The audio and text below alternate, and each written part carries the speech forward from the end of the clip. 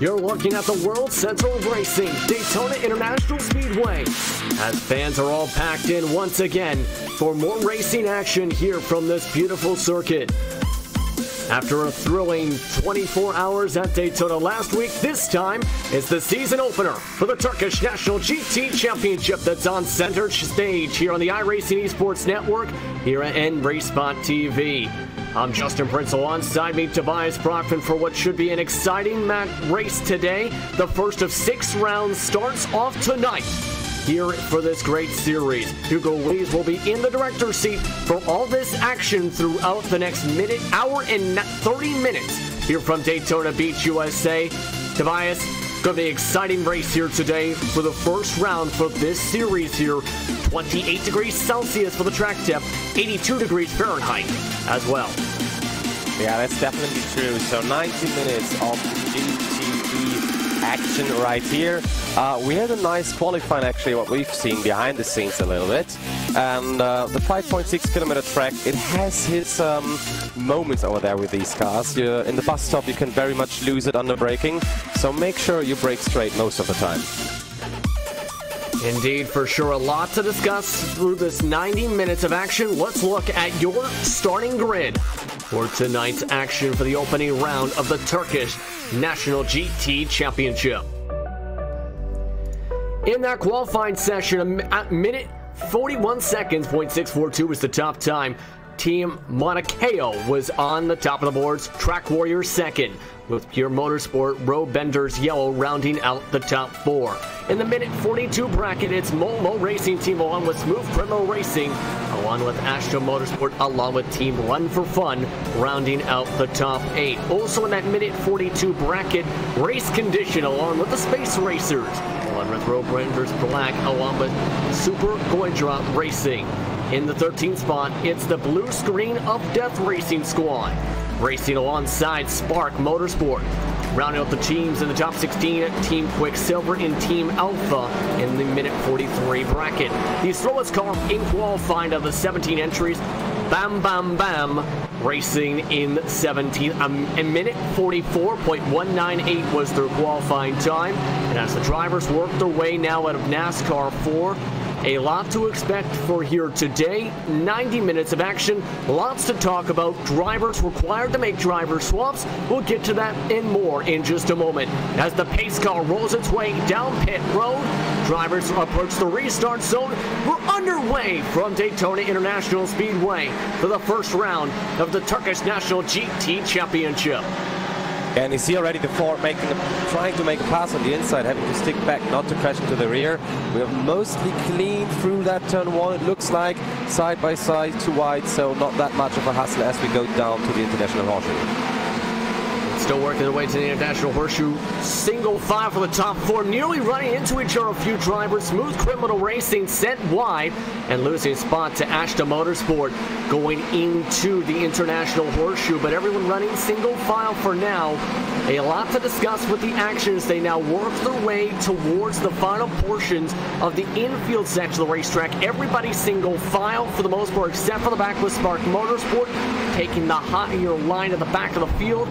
But as these drivers go around with Daytona, as we've seen in the 24 hours at Daytona, with the roar before the 24, with many different races here at the Daytona International Speedway, you will see a lot of drivers trying to utilize the draft here, as you see in this double picture. Yes, that is specifically true, but I think the Porsches actually will be a little bit disadvantaged here, as they don't seem to reach that top speed of the Ferraris and the Fords, especially in that midfield. You can see some of them having issues. Yeah, some of them already losing a lot of track position rather in these first couple corners, really, of this race today here at Daytona International Speedway. Just about 1 lap into the action, estimated 53 laps total in these 90 minutes of action as you follow along with Super Goidra Racing in the 11th spot, trying to use the slipstring. Drivers not allowed to use the apron here at Daytona to make a pass, so they have to stay above that double yellow line when working through the NASCAR oval. With that Porsche getting dive bombed, dives bombs itself all the way nearly off the racetrack. making contact race condition. He sent sideways, they bump and bang. Few spots lost and some possible damage there on Super Controller Racing for that number 8 car. Yeah, but it was a very nice save in here. Now he's being attacked by Ferrari. And it looks like there's a couple Space War racers is off the track in that section as well. Also losing a bunch of spots. Spark Motorsport for making contact. So 3 different drivers having a wild time going from the first corner of the road course all the way to the International Horseshoe here, Tobias. Yeah, it looks like the Spark Motorsport car was actually touched by the number 8 that just caught itself down turn 1. And you see the number 8 is being a little bit more aggressive than you should be in these opening stages. I mean, of course, now it's about track position. Now the field is close together. And I think there was a pass off for the lead we had there. And we will see a replay of that on the left side. You can see they're going to turn 1. And on the outside, it looks like... Yes, indeed. It looks like he got the outside line and got the preferred line, though, for the International Horseshoe to take that inside line, push up Team Mauna Kea Racing up the track, able to make the pass, Tobias. Yeah, it looked pretty clean, pretty well thought through. So these two, I think, they will have more battles soon over the time of the race. As you can see now, the approach of Team Monaco now, them to the outside. Let's see if they can stick it into turn 1 and bring it to the horseshoe. Alrighty, a couple laps total into today's race as Track Warriors able to put down the traction better. And able to hold on for now. Mauna Kea able to get the better run though out of the exit. Just can't get side by side as Gear Motorsport tries to diamond their way through the International Horseshoe. The top 3 looking pretty stout so far as we look at side by side action. On the left side you see midfield pack action. On the right side it is the front top 3 that you're seeing already pulling away by 3-4 car lengths away from the Road Benders yellow team. Currently who is sitting in the 4th spot on the racetrack device. Yeah, and you see this onboard of Team Mauna Kea on the left side, and they stick behind them whatever happens. But you see also that Track Warriors car, the 090, didn't get that much traction out of that turn, but it looks like both of them had the same issue here. Looks like it too. But one thing, of course, to mention about this race here today with the Turkish National GT Championship, there is a required driver swap for today's race. They will open the pits from the 35th to the 55th minute of the race today. Drivers do have the option if they decide to take tires. However, as we discussed, that could be a disadvantage, not because the pit stop time, but because with just a 90-minute race, that's not a lot of tire wear for these GTs. Normally you have the 60-minute stint with these cars, and as we've seen in the iRacing Daytona 24 hours, most of the guys double or even triple stinted the tires. And as we're racing in the night, the track is not that hot, so you don't use a lot of that tires as you try another fight for the lead here. Track Warriors defending on the inside line. On the outside line, Team Mauna Kea pushed up the racetrack. Gear Motorsport nearly lost the back end as well in that 3rd spot, so the top 2 now get a bit of a cushion. But another good scrap once again, trying to take advantage of the draft. But Road Benders Yellow can't take advantage of the higher line on the exit as Momo Racing Team rides into the top 5 all of a sudden with Ashton Motorsport. The top 6, as you can see, have just been able to break away from the rest of the field so far. Yeah, and if you're in this top 6 group, you make a slight error and there's a chance of the car behind you just taking the slot there and pushing you a little bit more behind in the field. Indeed, right now trying to make a push right now for the 5th spot is Ashton Motorsport. Kartal able to make the pass onto the inside line to be able to get up to 5th for now. As you see, separated by 0.2 of a second right now, but you see that draft alone just heading towards the bus stop out of NASCAR 2, that you get so much of a pull just coming off that exit. Although, you kind of don't want to be side by side of the bus stop here at Daytona. I was hoping for an Alonso-like dive bomb into that bus stop now from Attala here. It didn't happen, maybe luckily, because as you just said, it can go very, very wrong. Indeed, right now, and we've seen that happen a couple times in the 24 hours of Daytona. Meanwhile, up at the front, Team Mauna Kea trying to again work on behind the back bumper right now at Track Warriors. Now, the one thing I do want to note with this, some drivers we have seen have these kind of slingshot runs and just elect to save fuel by running behind a fellow competitor instead of making the pass. That seems to be starting to be the case where Team Mauna Kea knows, okay, we are going to end up only being side by side, may as well just stay single file in the early going here. Yeah, I mean, with a 20-minute pit stop window, you can very much do an over or an undercut around here. And if you save that little, like half a gallon of fuel, that can help a lot. And it looks like race condition here with Chebunalan, they are battling for P10 as it looks like. And of course, now looking back, the race champion, this is in that position battle with Team Quicksilver. Currently, Team Quicksilver leading a group of drivers involving race condition, Roadbenders Black, Super Gajaro Racing among their group. But they have now fallen a fair amount of time, rather, on the track at this point, up to the next positions in terms of the battling right now. They just, as you can see, though, Sam Ulan just cannot get the run he needs to quite yet, I think, to try and make something work. As you look back at the front, as we look on board, that second place car once again with Team Mauna Kea, involving two drivers, the 2015 GT Academy champion currently behind the wheel, Hussein Dagli, pardon me, along with his teammate in Turgo, who was a Formula student driver as well to mention. And you see again now the draft might be more than before, already side by side before the start finish line. That might be now the chance for Team Mauna Kea with Yuzi and Dali at the wheel to make the pass again, but you lose a lot of time, of course, battling. And the fourth from Pure Motorsport in the back, he is looking, he's waiting for the arrow, and there it comes, and there can Pure Motorsport now try, but they lose the rear as well.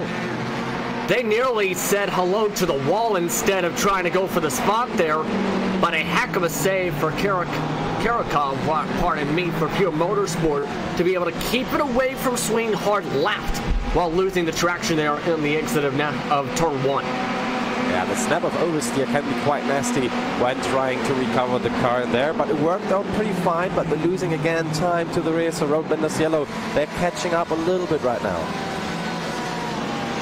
Little bit but surely right now with some of this battling going on the racetrack with this top 4 now, essentially trying to do something, try and find any way they can at this point. But at this point, if you're, say, outside of this top 6 group with everyone now 2 cars apiece, as you see up at the front, what do you do knowing that you've already lost a fair amount of time at the racetrack? Just the last time by, 8th place was 6.1 seconds back of this battle for the race lead.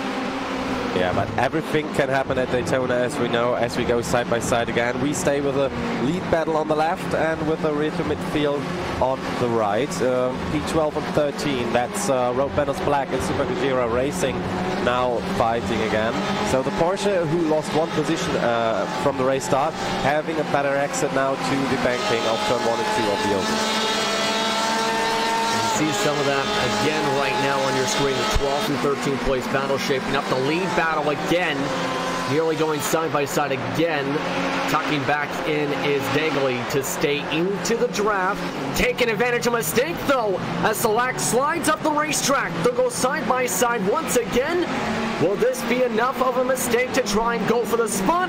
Team Mauna Kea pushed up the racing line as Track Warriors able to keep the spot and not able to take advantage of the mistake that time is Team Mauna Kea. Yeah, I think Mauna Kea, they would have been off better by staying more to the outside and try the switch move, you know what I mean, the crisscross? Yes, exactly. I was surprised that they didn't do that there instead. They had the exact same line that when they lost the lead originally on lap 2. So, but now they're really sticking up to the rear of that 090 car from Tech Warrior, so they're putting up pressure by a lot now compared to before. And you've seen before, mentioned Solak, he did some mistakes. He locked the brakes actually going to the Western Horseshoe, so that might be now the chance of keeping up the pressure, forcing them into a mistake to overtake them.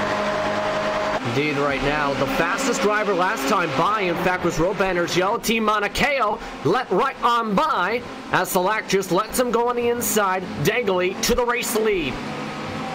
That was a very, very nice pass and very smart from Machin Solak not to force an accident here. I think at this point he knew that at least for now, was slightly faster in the infield portion of the racetrack. The thing is, Track Warriors is faster, it seems, when in the slipstream and getting the toe coming from the back of Dagley right now. Looks like maybe, too, they might be deciding, you know what, you saved some fuel for me, I'm going to save on back, as side-by-side for third nearly, as Pure Motorsport had to defend Road Benders Yellow and push them to the outside line. Yeah, but now it's iRacing Motorsport with Kankadel in the back looking with the 85 car or 95 car, and they're putting up the pressure in that group. So that group around P3, that is actually a very exciting one right now. It's starting to shape up very excitingly. Karaka along with Guven were nearly side by side going for the bus stop last time by. In fact, as that pass for the race lead was going on, Kartal looks like he's also starting to get the pace together as well. These are some of the fastest lap times, mind you, coming from inside this battle going on for the third spot on the racetrack right now. Last time by, they were in the 142 second bracket. That was 6/10 faster than the top two. Yeah, it definitely was. And if you see Baker Karacha, he did a mistake, I think, from Cure 144.2 last time by. So you can see them all catching up, all bunching up again. And actually there's only one car that is on its own with 2.1 second, as we see now the pass done here by the Road Benders Yellow. And can they stick to it? It looks like they had a slow exit, and yeah, they had Pure going by again. They cut to the grass on the entry of the bus stop as well as on the exit. That loses them the line, and everyone just freight trains along that double yellow line. And again, that takes to where if you don't take the bus stop well enough, especially on the exit of it, you can lose the spot just like that, and now losing a ton of time as they nearly go side by side heading into turn one. Well, Aston Motorsports sent it in. No, they do not. They stay single file going out in towards the International Horseshoe. But again, those kind of mistakes can cost you, especially with the bus stop here, with how challenging it is here. Isn't that right, Divide? Yeah, I mean, it was almost like in a NASCAR race. You lose that little amount of time and the whole train of cars just passes by. Yeah, and that's where it can be a big time chance to take advantage of mistakes here too, because here at a track like this, you want to be against that double yellow line to try and draft along. That's the fastest way around here. It looks like now there's an attack coming again from from Momo Racing Team against the iRacing Motorsport with Kankadel at the wheel.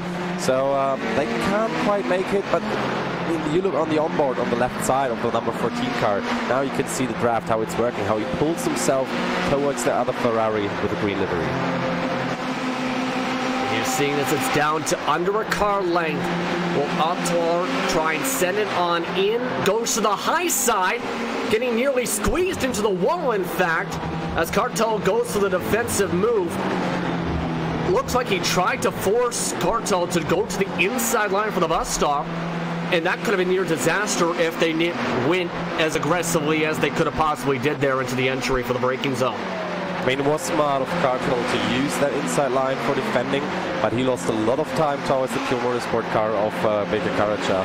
That is now a gap of 0.35. We see again the Momo Racing Team trying to go around the outside of the iRacing Motorsport car. Still trying to go on the outside. Altall forced very high this time as Guven tries to dive back inside. Can't make it quite work though, and now this is to where they're battling so aggressively, they're losing time to that top group. As now, battling again for the position, this side by side now for fourth spot on the exit of the International Horseshoe to the Western Horseshoe. Altwald with Kartal. Kartal able to get the better line again to go back to single file as Road Benders Yellow sends it in deep on the high side. Can they be able to get the traction though to try and keep this side by side? This is now for fifth. Momo Racing Team on the outside. Road Benders Yellow to the inside. Going into NASCAR 1. Road Benders Yellow able to make the pass work. Yeah, that was a very decisive move there, staying on the outside. You really push the car to the inside. You don't have that much of grip. You can't accelerate as much as you can on the normal line. So there was, of course, the Road Benders Yellow car in the advantage, and they sticked it all the way because the next time around it's the left side and then you're on the inside. The estimated laps to go, about 43.3 to go in the race here for the opening round of the Turkish National GT Championship.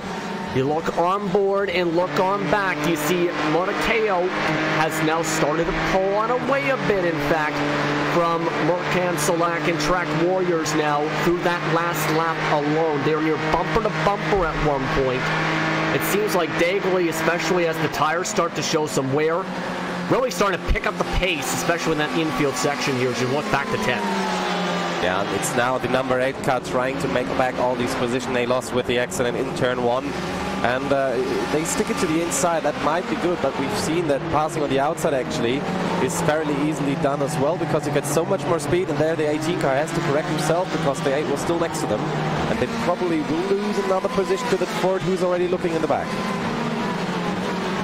To make one pass, as you've seen, can't make the second yet as they now go back single file. But one thing I do want to talk about here is you look at the speeds they're currently working with here in the infield section.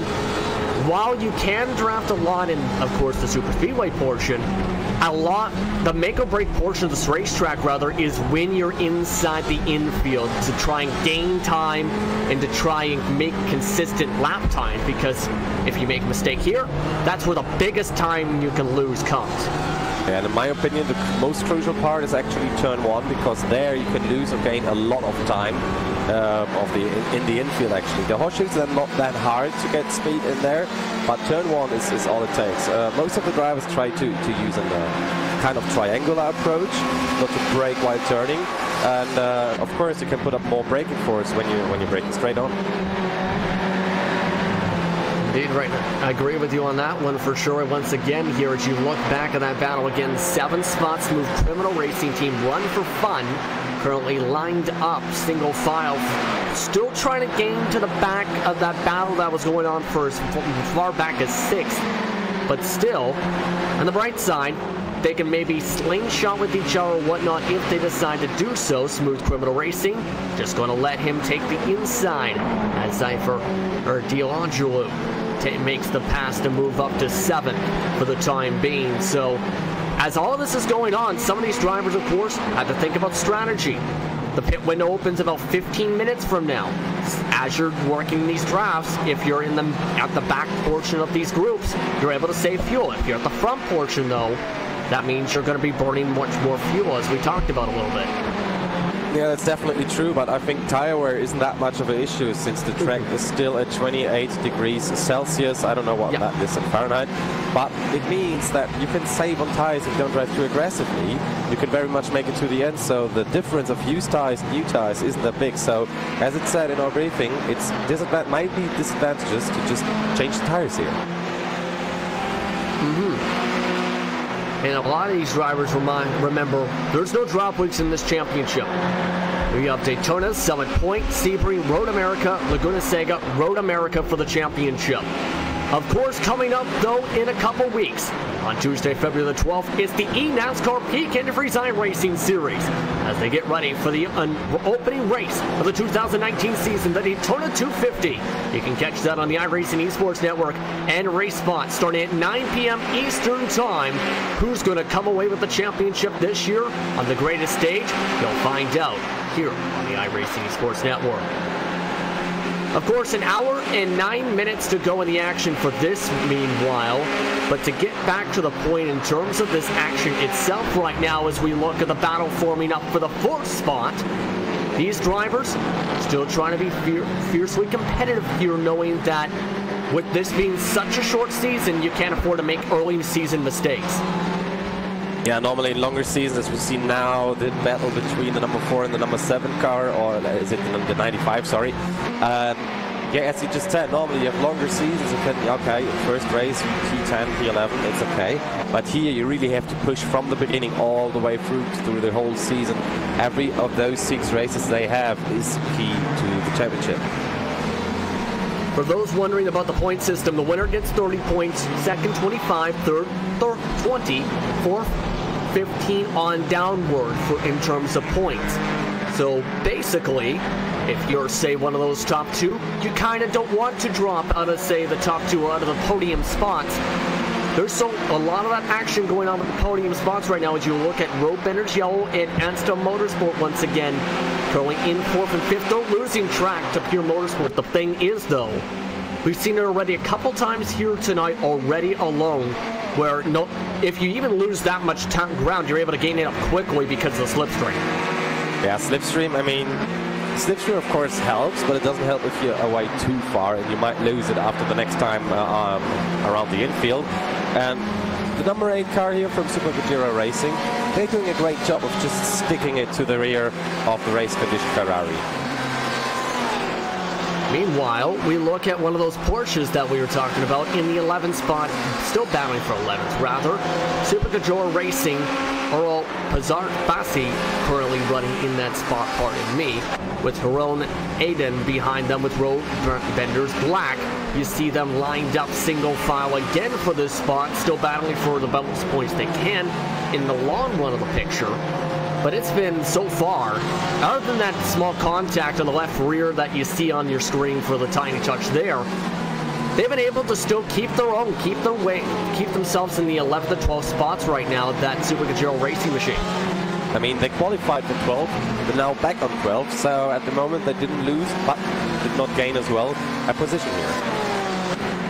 Everyone else in terms of the car, for that specific car I should rather say, is currently either in the last couple spots on the track, specifically Team Alpha in 15th. Everyone else is either in a Ferrari or a Ford currently in this race track. You talked about some of the differences, but we haven't talked much about the differences, say, some of the Ferraris and the Fords, where that's a lot of these battles that are going on now for the 3rd spot, where you have 3rd and 4th Fords, 4th, 5th, and 6th Ferraris. I think the most of difference between these two cars is actually on the braking, because on the straight lines of the super speedway in the oval, you see pretty much they stick kind of mostly together, but once they come to the infield or through the bus stop, you can see that the Ford seem to be better on the braking here. Battle for the race lead? Potentially no. As Track Warriors thought about it, Select backing out from the outside line, Dagley holding on to the inside. They thought about poking it, but end up staying single file for now. Just 25 minutes, just under that mark into the action here, and still saving. But you have to wonder, with so many drivers continuously thinking of poking their noses out here, how long do you think it might be until drivers say, okay, I've saved enough, I want to go, I want to make up time in spots right now, especially in that 3rd, 4th, 5th, 6th group, which is 5 seconds back of the race leaders. So in this group, I think that you will see at least 2 of these guys trying an undercut on the other guys, because having a free road, of course, can be better, especially on the infield, but on the oval part, you can lose a lot of time in this case, because normally normal racetrack, it averages out with a part on the fast parts of the track or slower parts of the track. But here, I mean, the oval section is so important for the speed here of those cars. The drafting is so important to keep the speed with these guys. So I can imagine the lap times dropping a lot when running on the oval. I don't know. I don't think so quite yet either. As you see there, thinking of a move as there is Govin that time towards the inside, but decided back out of it as they continue to stay single file once again for this group. Everyone's essentially running single file for those wondering on the racetrack and currently thinking of that. Usually, this is about the time in these kind of races where it's the calm before the storm.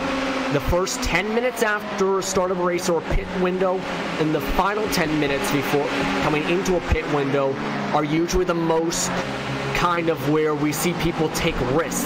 Road Benders Yellow taking a big risk as Pure Motorsport slides. Karaka able to save it, loses just the 1 spot, holds up everyone else. A heck of a save. Oh, we got number 15 car off of Team Run for Fun. Now in 8th position here, so they lost it as well, I think. And this one, they lost the back end. You were talking about the differences a little bit in brakes, and that time it looked like the back wheels just locked up. Ends up holding up a lot of time there for Smooth Criminal Racing, so they'll lose at least a couple seconds all the way back to 9th as Team Quicksilver now has a chance to jump both of them. But it was a heck of a save, though, coming from Bakir Kabaka to be able to keep himself away from destroying everyone else in that group. And as I told you before, triangular braking into turn 1, or triangular driving actually, is very important. I think the Ferrari tried to brake in turning, hit the brakes too hard, and the rear directly locks up. So you really have to be careful on how you brake into turn 1. And that is got to be the best point. It's hard to make sure you're being careful if you don't have a car, so to speak. So you have to make sure the brakes are properly working to make sure you have said car. Well, Karaka bounces off the curves and loses a couple tenths for a split second meanwhile, but that basically, for now, loses them even more so time after that heck of a save to the race leaders, though, because that really held up Aston Motorsport trying to check up. Momo Racing Team even more so trying to check up. Pure Motorsport, they want that spot back. Karaka going to the outside. Will he go for late braking? Goofin sends it in very deep. And they stay single file as Goofin nearly bobbles his way to the left. But a much better exit, though, once it's again by Karaka to stay inside that line. It looks like now he's just going to, I think, by the looks of it, based on that corner, from now going to take a conservative. Yeah, I think it's just they witnessed turn 1 can be very nasty, so now they keep it a little bit more calm, pushing it to the limit up a little bit per lap, a little bit more again. So you see them trying to keep the inside to make them go wide, so, but it doesn't work that much because road benders, they're actually pretty good defending right here. Very good at defending right now. You have Husno Guven behind the wheel for that machine as well. Serkan Yarnitz coming in later on for the driver swap for that team.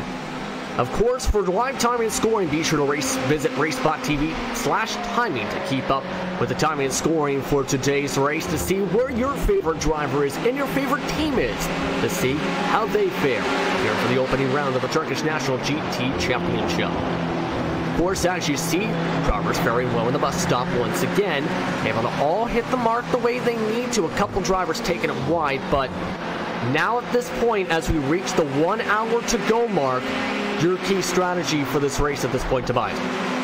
Key strategy, in my opinion, is just staying calm, putting up pressure, of course, onto that car. As we see again, the Pure going now already past them before turn 1, but that can be pretty dangerous, as we've seen before. There, that side on the outside. Are they keeping it?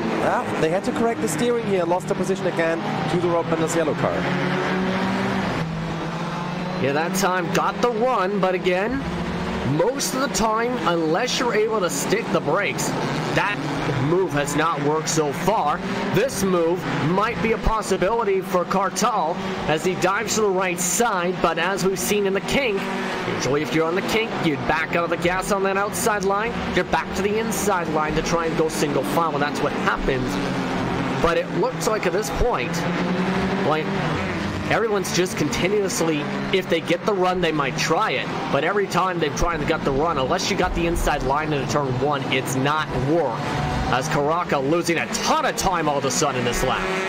I think the best part for him is now to try the undercut or just get out of that battle here. As soon as the pit opens, I guess he is turning in. Right now at 59 minutes 30 seconds to go right on the clock right now, is now able to break the way from the draft is Govan because of all the mistakes in the past lap alone from Pure Motorsport. Now the question is, though, they're still about a second back. It's still, how long do you think it might be until they reach them back as you look on board to the driver at the end of that train in Momo Racing Team? Yeah, that's the number 14 car. That is now a little bit further back of the Aston Motorsport car. I think they got the bus stop not quite right, cutting a little bit more of the grass as they wanted to, and of course not having that grip. But now you see again, as Motorsport, they are putting up the pressure up to Bekir Karaca in the number 7 car on the Ford, going down turn 1. And you see them now going into the International Horseshoe once again. Bit earlier braking now we're seeing from Karaka 2 since that lockup, essentially. That time back at the corner at least about 10 feet earlier than Kartal and Alatar were able to do that time. So it looks like that might be a way to try and save the tires, or make sure he doesn't have this sort of a bobble that he had before until he gets the confidence back, do you think? I think it's both things. It's saving the tires a little bit, not being too aggressive on them, because they want to keep them on the whole race. And we have a nice standing here showing who gained and who lost positions. So Team Quicksilver, they started in P15 and then now to 8th. So they actually the winner of the first 30 minutes, I would say. I think so in terms of the pace, and they moved up to 8th. Remember, some of the drivers they've been running around now were some of the ones that, of course, slid sideways a few laps ago in Team Run for Fun. Smooth Criminal Racing, the next position for them, and you see their best time on the bottom side picture of your screen so far. They've been slowly but surely picking up the pace since in qualifying being about 2.5 seconds off the pace. Yeah, at the moment they're off the pace, but the best lap is actually kind of with them. But Team Monaco KO, they are putting 142s 897s, and now Warriors 142.627. So they're running the best lap of Quicksilver all the laps. And since that opening lap, too, you've seen Space Warriors the biggest loser since the incident that's seen them against the guardrail on lap number 2 of this race tonight overall. Currently just past 36 total minutes into the race. That means at about this time we are nearly at that window where the pit stops can come into factor here. Currently about a minute and a half total, I should rather say. 36 total minutes since taking the grid are these drivers right now.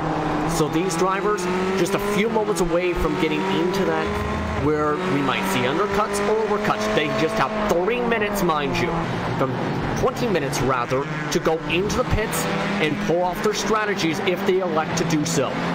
Yeah, and also remember they have to swap the drivers in the pit stop window. So if you want to just to stop one more time, then you of course want to change the driver right now. And I think the leaders, they might be too early for the pit stop window, but this group we have on here right now, they actually can come in quite precisely, but I don't think it will be enough for them as well. Right now the distance between these drivers, I should rather say 9.1 seconds, and they're losing time in fact to Road Benders Yellow since they broke the draft from those mistakes that are made by Karak with Pure Motorsport.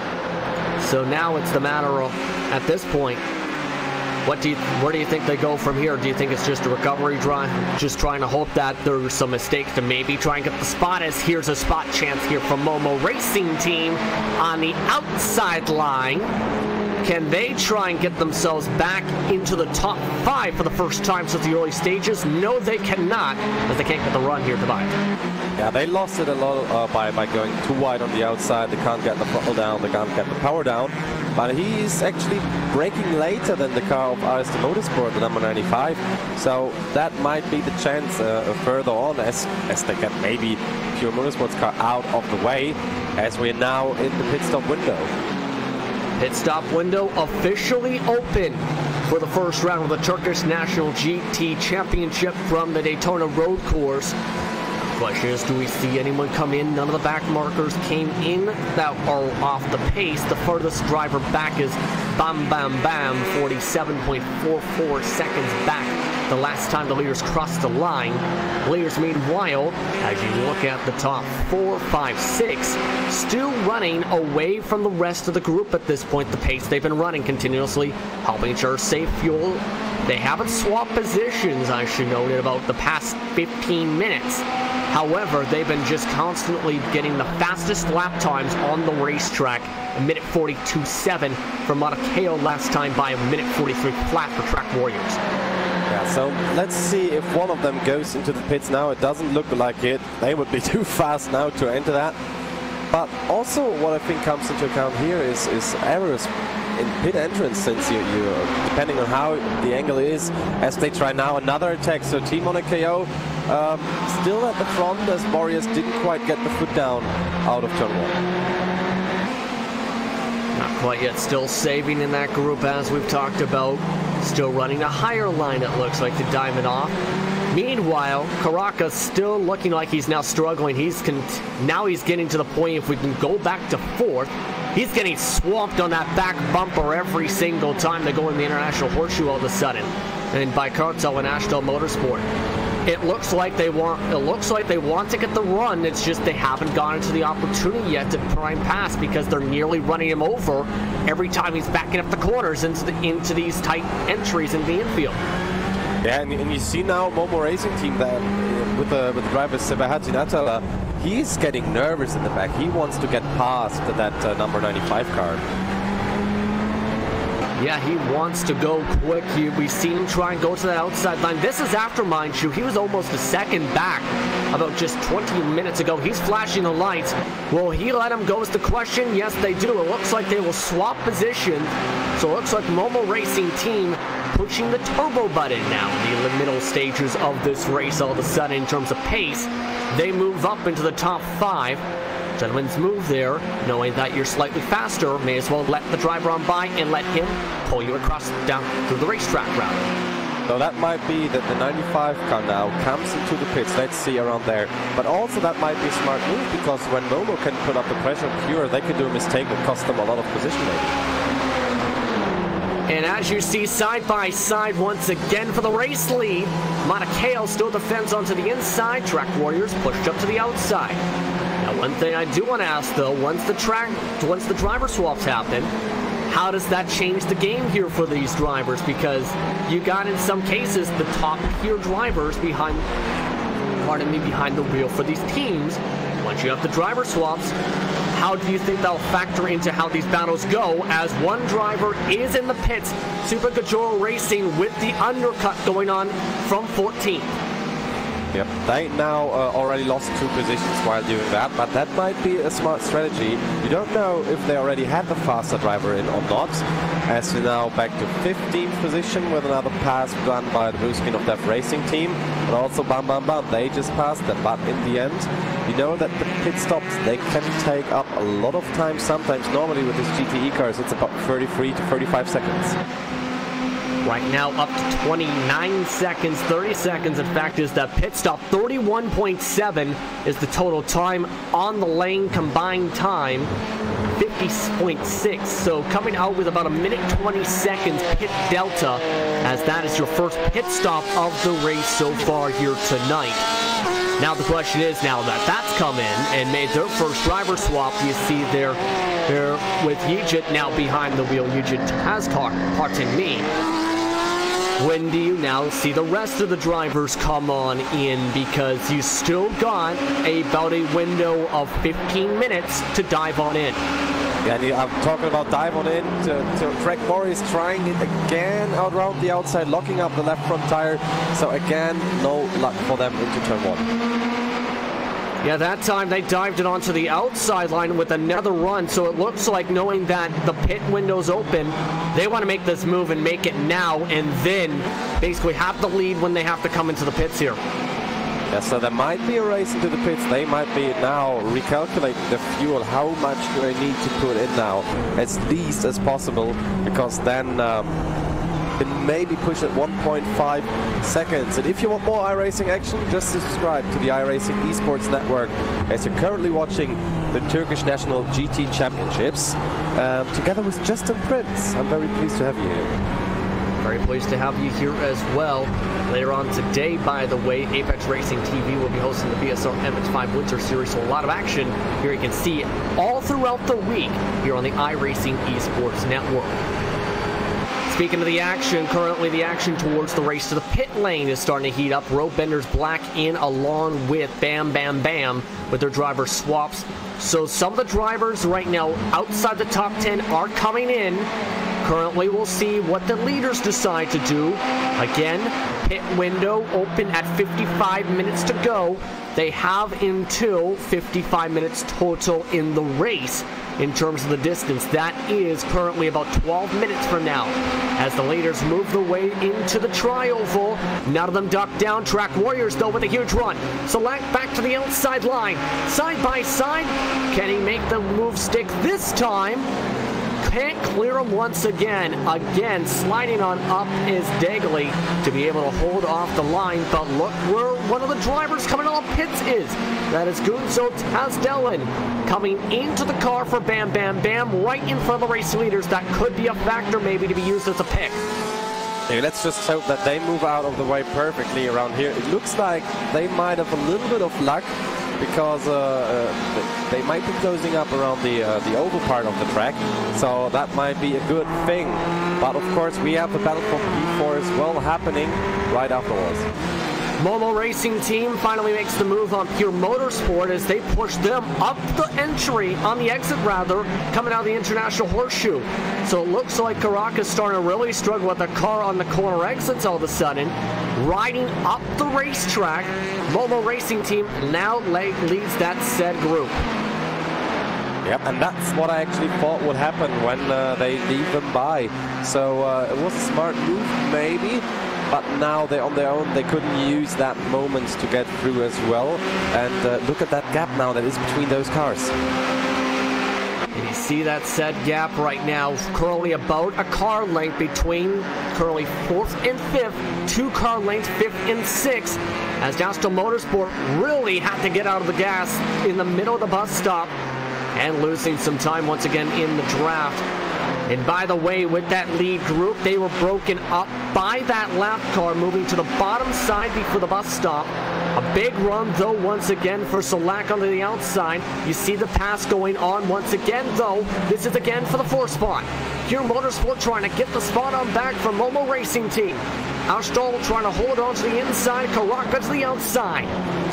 Late break, both of them this time, as Karaka can't get the power down, loses the spot right on back. Momo Racing Team up to 4th once again as Road Bender's yellow drifts in front of them. Yes, and this still keeps them losing a lot of time. For example, the Momo Racing Team car is now almost 11 seconds away from the lead, and this is actually a lot of time. Ferrari versus Ford versus Ferrari action still as huge overcut. Nearly said hello back bumper to Momo Racing Team. Karaka nearly seeing his life flash before his eyes right now for this race tonight. Yeah, this race could have been over for both of the cars, but I think good reaction of the 7 car to keep it most to the outside as possible to just not hit the rear of the Momo Racing Team car. Yeah, indeed, and didn't lose them too much time. They're all now separated about even distance with that battle between 3 car lengths each way for the time being. Currently pit window open for the next 10 minutes, mind you, here with 45 minutes, 30 seconds to go in the action. Back up to the lead group, though. Track Warriors the closest they've been out of NASCAR 4. They dive to the inside. Will they go into the pits? No, they're not going to the pits, trying to duck underneath that double yellow line. You can't do that for the pass. Had to go back to the outside. Can't make the move once again as they continue to potentially either save and or get antsy as Solak moves up the racetrack aggressively, loses some time again to Dagley. As you look at that battle again into turn 1, Momo Racing Team able to just hold on. Yeah, Pure just went the nose first into turn 1, but Momo had the better line around here and just make it stick one more time. And Smooth Criminal Racing's number 17 is into the pits. They pit from the top 10 on the racetrack as you look at the side-by-side. And so now we're starting to see the drivers in the top 10 pit here. So these drivers have maybe the 3-4 laps until they can decide to duck in now. We talked about the possibility of drivers thinking of the undercut now. At this point, when do you come in knowing that you don't have much time to come in? Just 26.6 estimated laps too as well to think about, Tobias. I think what especially the lead is doing, they will come in at the same time. So the number 2 car, Matthew Soda, he will copy the move of Yusin Dali. I think they will come in at the same time, I guess. And if for the rest of the pack, really, do you try and follow them in? Do you just hope to run maybe an extra lap and try and take advantage of that strategy? So you see Smooth Criminal Racing come out with their driver swap? I think it depends on what your position is into the race. So when you're really next to an opponent and can use that draft, you want to stay with them. But if you're mostly apart from each other a little bit more separated as we have it in the field, like with 1 second of a gap, 2 seconds of a gap, then it doesn't matter too much. You can mostly do the classical undercut, overcut tries. But staying with the car in front is very crucial here, as you will lose a lot of time into the ovals. Losing a lot of time has been this battle for the 4th spot that's been side by side a couple different times now into turn 1. Once again, defending the inside is Altal. And well, as this is going on, mind you, they're slowly but surely losing a few tenths now a lap rather than seconds. It's 10.1 seconds back from the battle for 4th to the race leaders right now. And as this is going on, the fastest car on the racetrack, if we can go back up to Guven, is him. 6.6 seconds now back as everything else has been going on this racetrack. Fastest car on the racetrack the past couple lap times by. Yeah, 142.8. That's actually 0.4 seconds faster than the Team Monac KO in the lead right now. And you can see they getting closer just by a little bit every lap, half a second in average over the last 5 or 6 laps. And they've been doing this too after breaking the slipstream, so at this point it looks like they're feeling confident. Reminder though, they have to still come in for the driver swap. It's Serkan Yelnich who is waiting on the wings to come into the car once they go in for the pit stop here. So knowing that they're one of the fastest cars on the track, do you see them trying to maybe do some strategy, or do you see them trying to follow those leaders in and coming as hard as they can to the pit entry? I'm not sure about that, but what I'm sure is that Pure now is past Momo Racing. But now you see again, Track Warriors now trying to stay on the outside again, get the braking right, and you can be in front here. Maybe a little evasive move again from the number 9 car not to hit it. Again, pushed up the racetrack. Again, not able to do anything there with Pure Rate Motorsport. You mentioned them able to make the pass work to get back up to 4th. You still look at that lead groups here side by side, your bumper to bumper rather. Able to pull off and away once again is Monacao, who's seen a look more stronger. But now Mobile Racing Team all of a sudden has been losing ground. Nearly got passed for 6th. The pass that we're talking about here with Pure Motorsport happened in that bus stop. So it looks like all of a sudden, Altal is looking like he's falling off in these past couple moments. Yeah, I think now it's the best time to get the pit right now, because you will lose a lot more time if you can't stay concentrated and can't get back to your rhythm fast enough. And as a reminder, we got about 5 minutes and 45 seconds left to have to enter the pits. Not trying to punch clocks here, but if you want to keep up with the clocks of the drivers as they work their way around the racetrack, keep up with racebot.com/TV/timing to keep up with what's going on across the circuit, to see if your favorite drivers are in the pits right now, or where they are on the circuit. Right now, the leaders, they're in NASCAR 3 as you see them on the bottom side along that yellow line. Just have a couple laps until they can stretch it the most they can in terms of pit window. Track Warriors getting the biggest run they've gotten by far, heading into the tri-oval. Can Selak get the lead before that pit window closes up and they have to come in? Not able to clear Dagley quite yet. Dagley tries to set it hard on the inside line. They're side by side into turn number 1. Dagley drifts it on the bottom side, able to keep the lead. My goodness. Wow, that was very late braking. Absolutely. And if that was the checker flag, Selak might have actually got the checker. Yeah, he would have. He would have definitely got the checker here. And I think that's partly experience coming there from Dagley, knowing that although he had the stronger run through the tri-oval, if I outbrake him on that preferred line, you can still keep the lead through the most important parts of the racetrack. But you know what I think right now? I think that Solak is having a point here. He's staying behind him, because if he's doing that all the time, you remember in NASCAR, it happens a lot of time. If you're in the lead in the last lap, you're mostly screwed. You're a sitting duck is the term they use a lot of times with Daytona with a restrictor plate racing. Of course, that changes next year. That is a topic and a half to discuss later down the road. Meanwhile, you see Selak trying to get the run on the outside, nearly entering the bus stop. They enter near side by side, getting very impatient here at this point. and they got to come in the next 2 laps here if they want to have that required driver swap and pit stop on the racetrack. Some great action between these drivers. We'll see if they come on in this time. Estimated 23 laps to go here with 38 minutes to go in the action. Team Mauna Kea again holding the inside. Again they stay out. Again side by side through the NASCAR Tri-Oval. Heading into turn number 1, lap car ahead. That is the blue Screen of Death Racing Team car.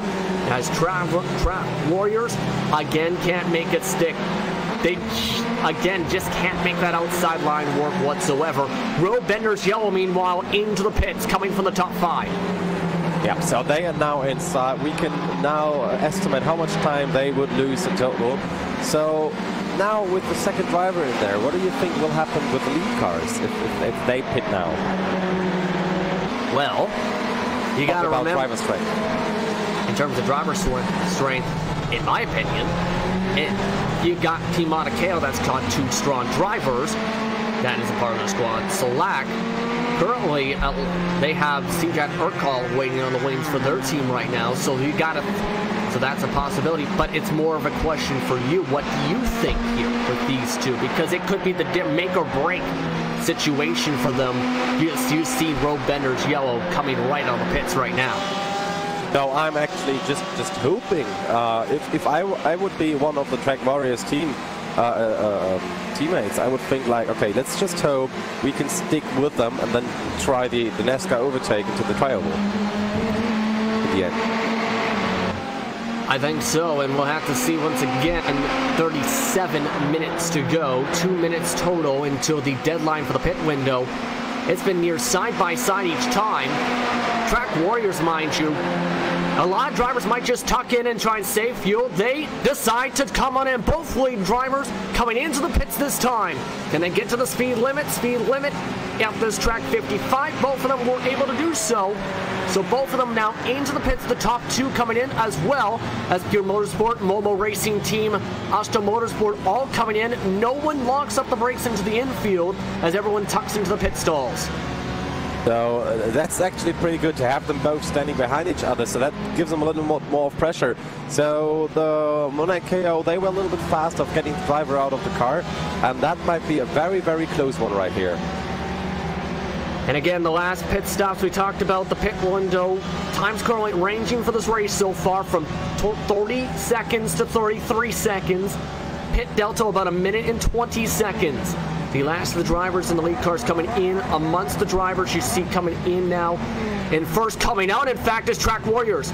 Said that Urkal might have put in a little less fuel and spins the car! Spins the car, hits the gas too hard, and loses what could have been the race lead. Wow, that was very unfortunate for him. He was too hard on that throttle right here on the exit. I mean, the Ferrari in the first gear, he's very, let's almost say, volatile when you turn in a little bit.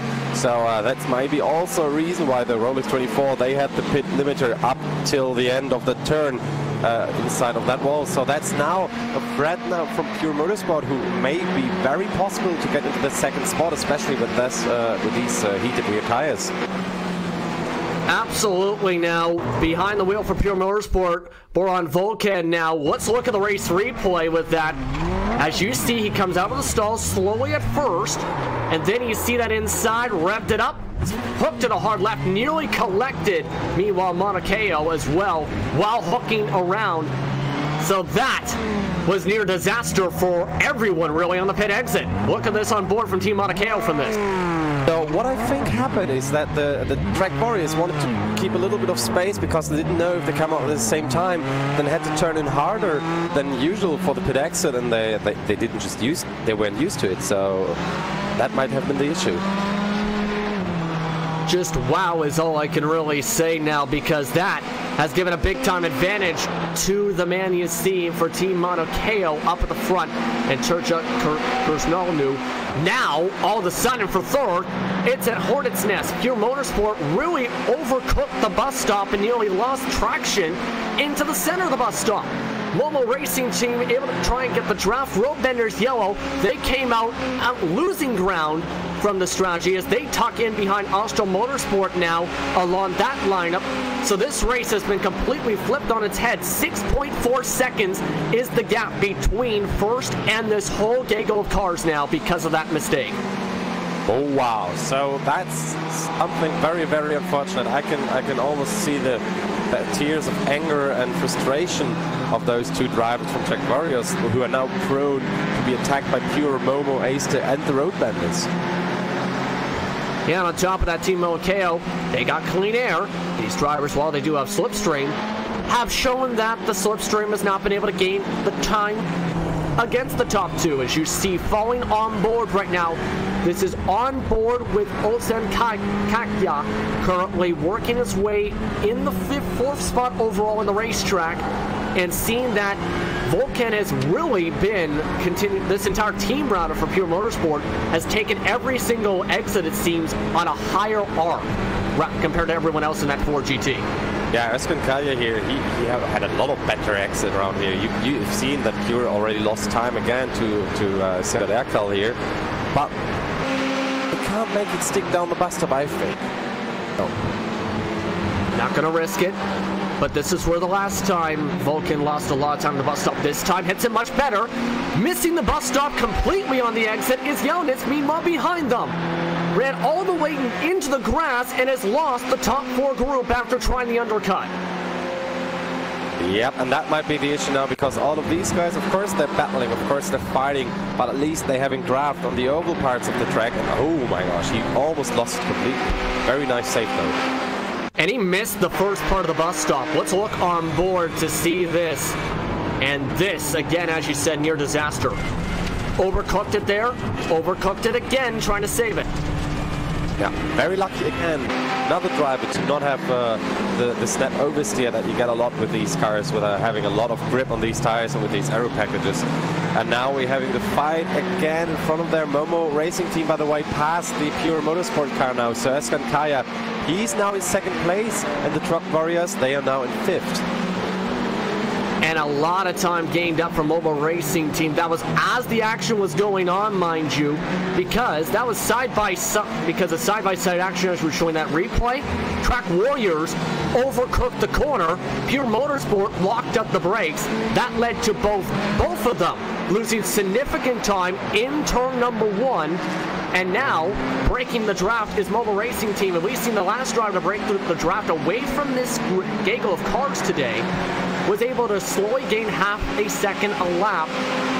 Do you think Kaya has the car to do that this time, like we've seen with Road Bender Joe in the first stint?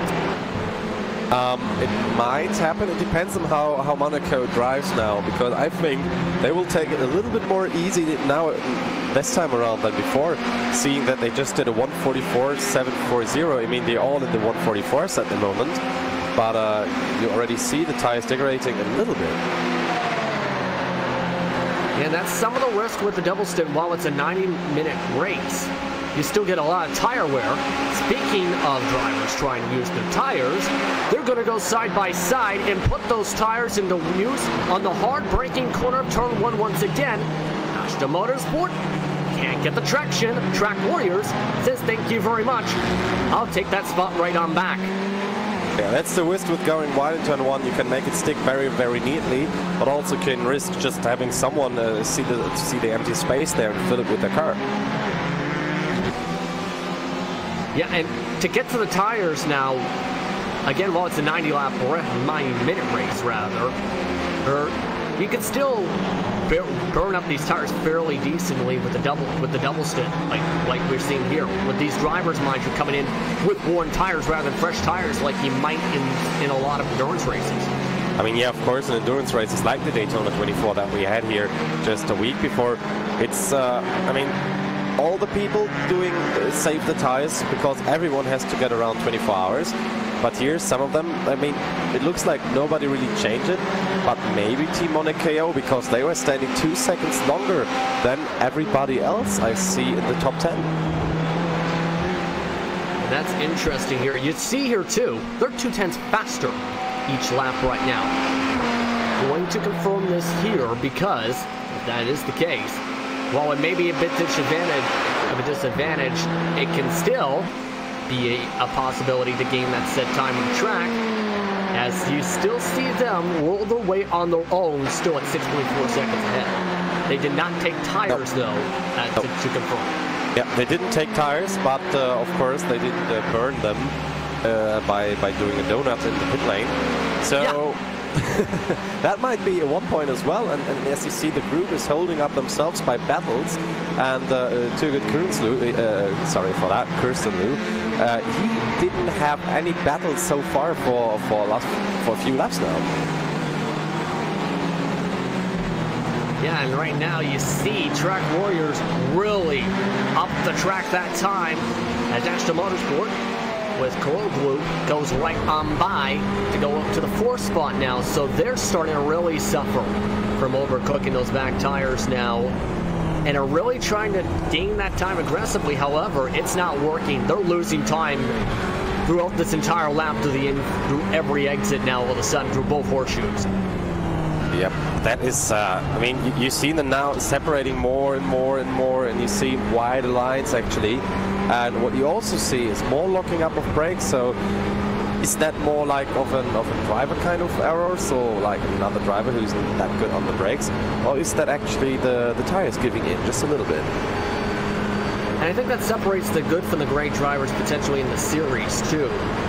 With Monacao going back up to them, remember they had a 2015 GT Academy champion in the first stint. You have a member of basically Formula Academies in the second stint. And right now, some strategies working better than most. The biggest, one of the bigger undercut drivers is Boris Orakowen, very much pardon me, currently trying to work his way towards Road Bender, with back then as well, Road Bender's black behind them.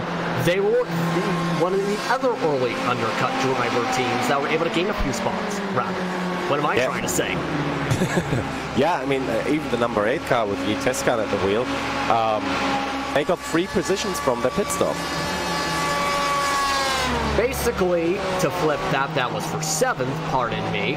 Then behind them, you got that Porsche that was back to as far back as 12th, but they were the earliest overall driver to pit, team to pit. Turscan working his car into the 9th spot. That was in part because of some collisions, mind you, but also they've been able to play the strategy card well here, it looks like here, Tobias. Yeah, I mean, it looks like they're very smooth on the tires if you see how the wheel is moving around, and with the brakes, just lifting them a little bit and then pressing them a little bit more, not to over-brake the car. It looks like they're actually now saving tires and it works fine. Indeed, right now, and other than that contact they had into turn 1 in the early stages of the race, they've been able to keep the car clean, although they've been running much of the time on their own. Meanwhile, not running on their own is this battle for 5th. They've dropped, Track Warriors has dropped a lot of time to Aston Motorsport as they've broken the toe from Urkel's car. Yelnats, mind you, was also a part of the undercut strategy, who is up into 3rd as the fastest car on the racetrack since then. They've fallen off the map. They lost time, actually, because of the strategy. They did not only lose time, they only, wasn't it the Road Bender's yellow car who... Yes, Road Bender's yellow was in 3rd, mind you, and gaining a half second a lap. Yeah, and also they did the mistake at the bus stop, so they have to get back into the rhythm. Trying to work into a rhythm on the outside line in front is Aston Motorsport. Not able to work a rhythm are these two. Road Bender's yellow and Track Warriors sideways making contact. Some damage to Track Warriors. They lose a ton of time after the sideways slide. Yeah, it looked like Road Bender's yellow. They tried to keep it as much on the inside as possible, and they might have been in the blind spot. Yeah, it looks like they were on the blind spot of Track Warriors. Road Bender's not being able to keep it that much on the inside as they'd like to, and then you have an incident like this one. And you talked about the rear brake lock also being a possibility in one of the other incidents. Right before they made that contact, you might have seen they just, Yelnats bobbled straight forward and slightly to the right, and then just took off into that left rear quarter panel. So it looks like that might have been the biggest part too. Very unfortunate in that situation. I mean, all of that drama. has put one more race to keep it second, and Pure keeps on the third spot just at the moment, because Eistin now is back at the rear of that Ford. And look at that. Are they trying to go to the inside right now? Yes, they are. Yes, they make it work. Vulcan sitting there thinking, what are you doing, boy, as he pulls off. Once again, flashes the lights, too. So that's probably exactly what he was thinking. Yeah, that was a very, let's call it courageous try to overtake here. Going to the inside, just force the way through.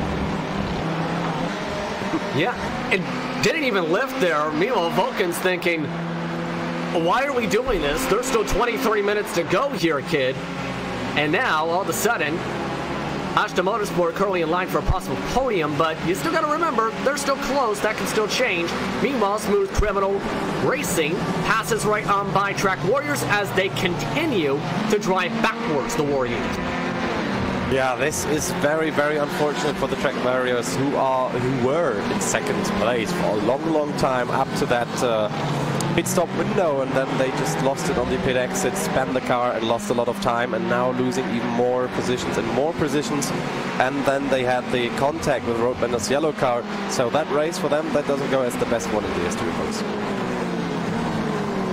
I don't think it does at all whatsoever. Roadbender's yellow, you see, with Young is currently in the 6th spot with that. Meanwhile, let's go back to 13, because quietly, there's been a battle shaping up. This is between Race Condition with Faith Attic as they go sideways now. Yelsnik nearly gets T-boned by Kuzni with Spark Motorsports. So, just like that, you put a camera in front of them, they lose control into the horseshoe. I think that was kind of the producer's curse here. Maybe that drone, more like the drone flying above curse, as you see the contact looked like there. That Race Condition tried to crowd down on the inside, not thinking they were going to go side by side, maybe. Yeah, that was unfortunate. Again, it looked like a blind spot error again, I think. Looked like it from Attack there that crushed on down. Meanwhile, Run for Fun trying to run to recovery. Turns the spots up to 9th once again. Because Roadbender's yellow, all of a sudden, has fallen back to 10th. So, looks like, again, an issue happened. Because remember that contact from before? It looks like it's starting to lead to now a snowball mistakes. Because as we showed that replay, they crashed, they ended up losing control heading into NASCAR 1. The Roadbender Yelnats did. Yeah, they were braking on, and they just lost the rear. I think they were braking while turning into the left. As well as hit the curb, too. Yeah. And that kind of swung it around. So that is why they are now back to 10th for those wondering. They almost got ran over too by Smooth Criminal Racing, who avoided getting damaged with that. So that is, things are snowballing. When things happen like this, where you have snow incident after incident after incident rolling down a hill, what do you do as a driver here? I think you just keep it. You just try to get back to it. Try to not hit that curb that much as they did before. So yeah, you can just maybe can't recover that much in 20 minutes. Indeed, I don't know if you can either. You're looking on board here with, once again, trying to see the exact part of me. This is Track Warriors on recovery with the damage on the left front rather, as Super Controller Racing dives right on inside and makes the pass work and works their way and knocks over the cones in the bus stop. So that's going to be a slowdown penalty for a couple seconds there, as now they lose even more time. So Urkel also going backwards on the racetrack. Some of the top fastest cars in the first stint have fallen off the map in the second stint. As you look back at what happened to the full. Yeah, you've seen it like a little bit more. He lost it on the entry of that turn, or was it mid-turn rather? Looked more like mid-turn there, I think, Tobias, when he hit the curve there, maybe. Yeah, so very unfortunate, and again, I think this is live. The track Team Run for Fun is now being passed by the Roadbender's yellow again. So Team Run for Fun, not that much on their recovery at the moment, as Roadbenders were just a slight faster into turn 1, but doing the mistake, braking very weirdly into the International Horseshoe. And remember, might be the similar case where those tires might be a bit more cooked, a bit more temperature sliding to the corner. It's going to be a bit more difficult. They let on by Team Alpha as well, so it looks like they know there's a problem here with their car. I don't think they hit anything before, but they didn't hit. They, of course, got like some contact with the side, remember, and also slid, so the tires are cooked, and all of a sudden they're driving backwards and nearly slide on some of these exits, it looks like. I mean, I'm trying to see if the steering wheel is straight, but the steering wheel looks fine, but you think it might be a problem with that, with one of the axles? That could be a potential. The right front does have some markings from that said contact if there is a way to see as close as possible on that. So there is some damage there, while there might be minimal cosmetic damage on the car. There is the potential that even if the suspension is not damaged, there might be something else that might be slightly off that they might be feeling when the car is turning itself, if that makes sense. Yeah, it actually does make sense, yes. Yes. Yes, indeed. As you see now, these drivers lined up once again through the NASCAR Trike Oval. With under 18 minutes to go, Team Alpha trying to gain an extra point into the standings. Able to dive it on in and make the move work for Team Run for Fun. Meanwhile, lined up is Track Warriors up in front of them as they continue to fall off. Speaking of issues, Track Warriors down to a minute 45.7 last time by. Roadbenders yellow while on their own a minute 46 as we look at the replays. And it looks like something again happened with them. Oh, they lost the rear again into turn one, and it looks like they, you know, the line they choose here on their own, it didn't look as perfect as they did it before, you know, going a little bit more to the outside, trying this triangular movement of the car. And at this point, it looks like those tires might be done here, Tobias, because at this point, they're having a hard time getting the top, being able to hold on to the car. It seems apex off. Yeah, it does. And looking how the car actually behaves, they were maybe running on a low setting of traction control, because in the GT Le Mans, on the GTE cars, you have the usual traction control, then you have your yaw control, and it might be that they turned that a lot down, and now it comes, it comes at a cost. Team Alpha gives the cost of making mistakes in the mid-portion for Track Warriors to an early lost spot. They drop back down to 9th. Team Alpha, all of a sudden, up to 8th as they pull on away from the other two drivers. So all of a sudden, Ulfcan Burkjeit, very apologies there, is now on his very lonesome in one of the Porsches. It's now the second highest Porsche. Porsche's running 7th and 8th. They're doing a pretty good job, even though they should be a little bit disadvantaged on the straights. But actually, they're holding their cars together. As you see, like 15 and 090 car, they're having battles and problems. They're sliding all over the place, in my opinion. Indeed, right now you're looking at that still as another slide for Take a Guess. Roadbenders yellow. It continues to roll down the snowball-filled hill, and now all the way back to 12th now because of another turn 1 slide, it appears. Back to 13th even. They lost 9 positions compared to the qualifying. So they're actually now the losers of the end of the race, one could say, having lost at least 7 or 8 positions just in the last few laps. And compare that to Track Warriors 2. They lost 8 spots since the start of the race. They were the second best car, were the potential leader before that spin, and since then, they've snowballed. Someone that's been on the rise, though, is the black counterpart for Roadbenders. Behind the wheel, Osen Yuragil, currently running on his own while Pure Motorsport says hello to the grass. Huge bubble to the left, able to get the car back rolling, but losing a ton of time again. They fall all the way back and have to run the apron. You really don't want to climb that one. So let's see. The entry was still okay, but then it looks, they had a spin again, and again they saved the car from the snap oversteer. Very well done there. And it looked like might have got a little too much of the grass there to the left side on top of that to cause that snap, because of course grass, very slippery. It doesn't have that much traction compared to pavement, I heard. Yeah, I heard that one. There are some stuff out there where it isn't like this, but here, okay, it is. So let's see. Track Warriors, they trying to get back positions, but they're running 146s. No, 144.5, so they recovered a little bit. So that Erkel now at the wheel. trying to get around the team run for fun with the Burek Exoy at the wheel, and talking of which, is locking up the tires pretty much. That time locked up, I think it was the left front, and there's some major damage from that contact team front had during the first stint on that left front too, affecting them somewhat here. But the more they battle, the more that it's going to be impossible to try and keep up with the 8th position at this point with both of them. Just trying, I think, just finish off this race. There's just under 14 minutes to go. Yeah, under 30 minutes to go. Both the Porsches being pretty stable around here, with Super Gajera Racing with Tescan at the wheel, and Team Alpha, the number 12 car, with Efkan Birkia at the wheel.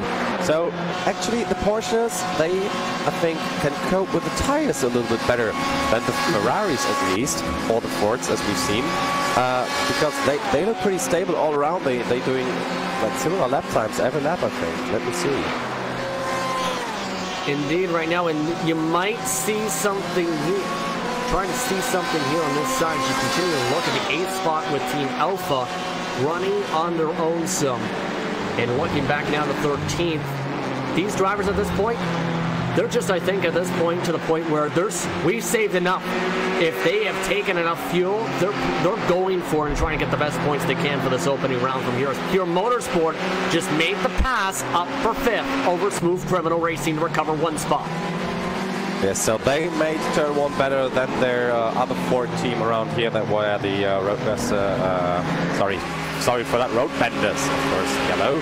Let's see in the rear play.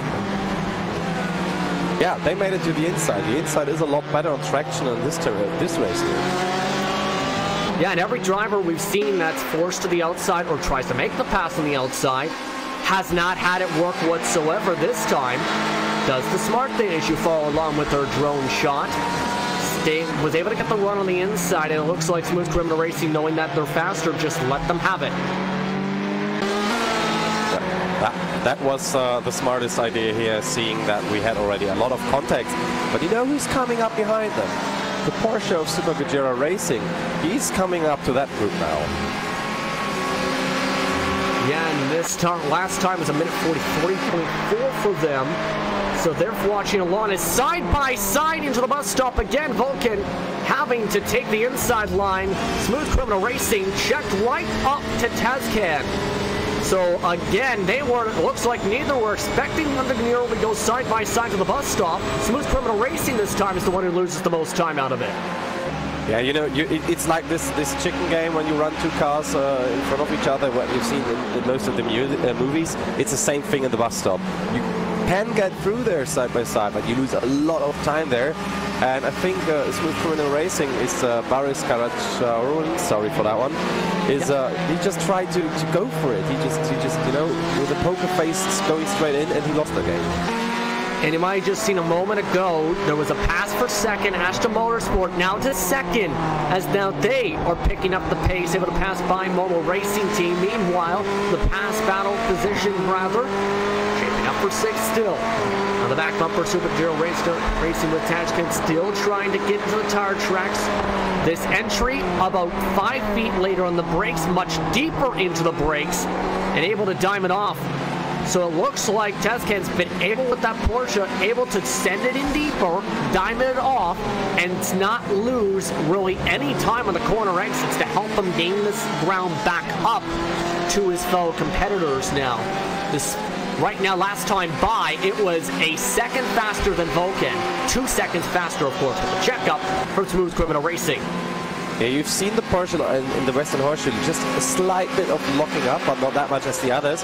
And I just hope for the 17 car he doesn't try to go too wide again into the bus stop. He does, though. And not the smart decision. That will lose him a ton of time and another spot on the racetrack. Tezcan says thank you for 6th. And now he's in line for a possible top 5 if he can get something together. Meanwhile, going through the triangle is the battle for 2nd once again. Borogul was able to make the pass work before on Kaya. Kaya wants the spot back. Can't get to him yet, losing time again. So it looks like we've seen this at the end of the last run with Momo Racing Team. they were able to start picking up ground. Then in the final about 10 minutes, they started to lose ground again, back again as we go side by side. Yeah, side by side, left side is the onboard of the normal racing team car, and I think the other one is the rear view of the Ace Motorsport car, is it? No, it is not. That is the Momo Racing Team car with road blocker vendors Yet Black saying, "Thank you for the screen time, nearly hitting the back bumper right now within one car length here." But at this point, it looks like with both drivers for Momo Racing Team, in the final 10 minutes of a stint or required stint, they have just lost the time they were able to pick up in the 15 minutes prior here, Tobias. You think it's about the pressure of the drivers? Like, okay, we have just 9 minutes, we have just about 5 laps left to do something here. I mean, they ran the fastest lap overall with a 142.258 in that race, but now they lost the spot to the Road Benders Black car. And Road Benders Black sent it in the dive bomb onto the inside line and pushed them up on the entry, giving a near slight kiss to the left front tire for Kaya's car. Kaya looks like he wants to try and get the spot back, so another bold move to move up in our spot. Will it stick though? They're side by side. Side drop from Kaya, able to get the pass on back. Yorkville, it lets him on by and tucks back in for the spot. It looks like he just eased off the throttle a little bit. Yeah, he did press out of the throttle. At that point, maybe he thought, you know what, maybe that was too aggressive there. Speaking of aggressive, Tezcan pushes Pure Motorsport off the inside line, able to make the move up to the top 5. They go in the Porsche.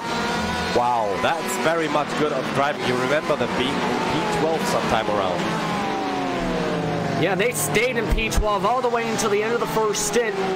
They were one of the first drivers to undercut in this field today, and now, in part mistakes, in part consistency, top 5. So you have to give a solid hand here to Super Kajiro Racing for both their drivers. That consistency, especially able to take advantage of these mistakes and pull on away now for some of the fastest cars in the first stint.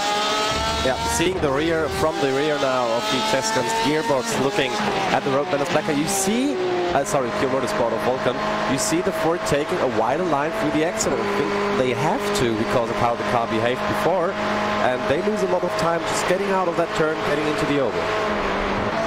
And they're actually picking up speed, in fact, compared to that 2-car tandem behind. You look at the 2-car tandem now, as Vulcan will he have to deal with another dive bomb? Yes, he will.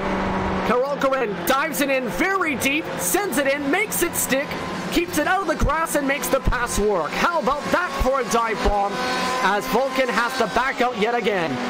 Yeah, that was definitely a Alonso-style dive bomb, as they call them in the bus stop. He did the same thing twice, I think, on 2 cars. And this time, Smooth Criminal Racing, after so many attempts to pass, made it work. We look at the replay, blinked the lights to know that the pass was coming, sent it in very fast, and was able to not make a mistake this time to lose time. Yeah, calling out the name with a very bad joke, that was actually pretty smooth. Smooth like a smooth criminal, to take the words out of Michael Jackson's mouth. Of course, in reference to the Smooth Criminal Jackson song, potentially, that team name. Either way, the battle for third heats on up because Momo Racing Team has to deal with Road Benders Black on the inside line going into towards NASCAR 1. Yep, and this will not, this will stay like this up till the end, or up till some of these cars is into the wall, I guess. 3.5 laps to go. Yes, 3.5 estimated laps to go.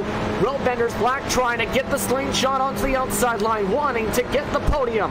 A difference of 5 points between these spots with under 3.5 laps to go.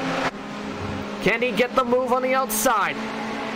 Going to try and go side by side to the bus stop, making contact.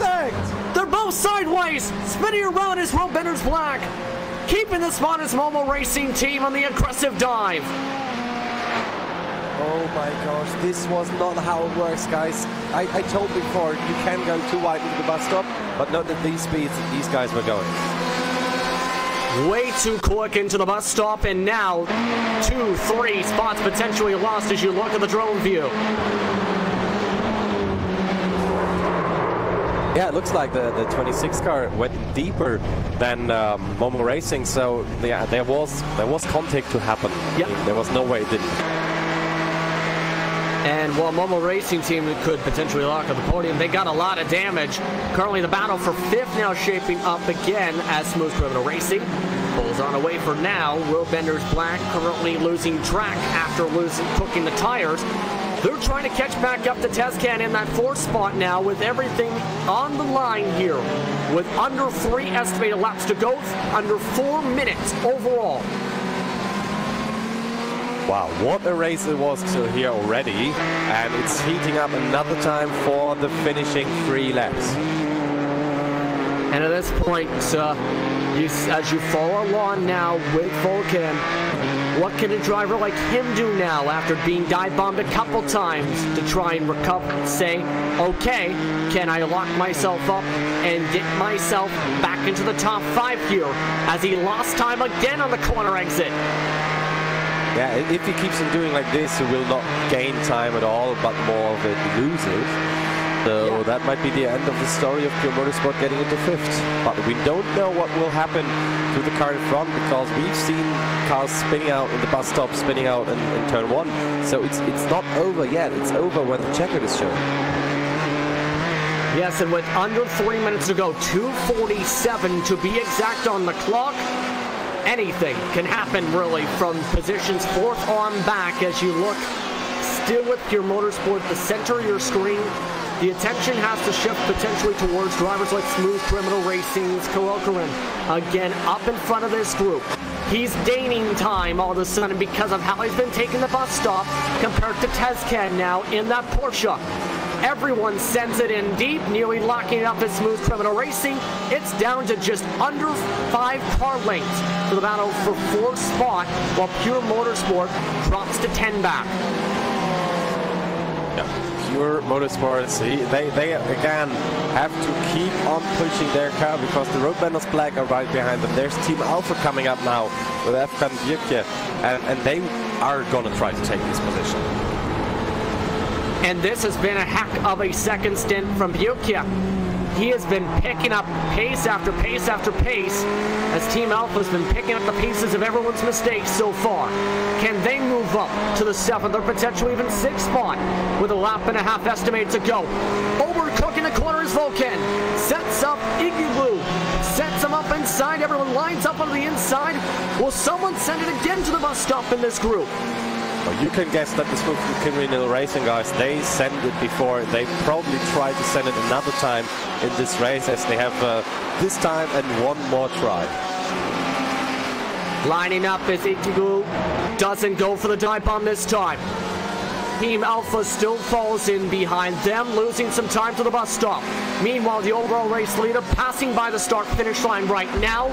1 minute to go on the clock for tonight's opening round of the Turkish National GT Championship. And this will certainly mean this is going to be the last lap of the race. So this is where it counts now for Smooth Criminal Racing to keep that spot, but they switching positions again. Oh, sorry, it was Road Benders Black car. Sorry, not the Smooth Criminal. So Road Benders Black braking early because they got a little bit cut off by the 7 car. And able to cut inside of Vulcan. Vulcan hits in the bump.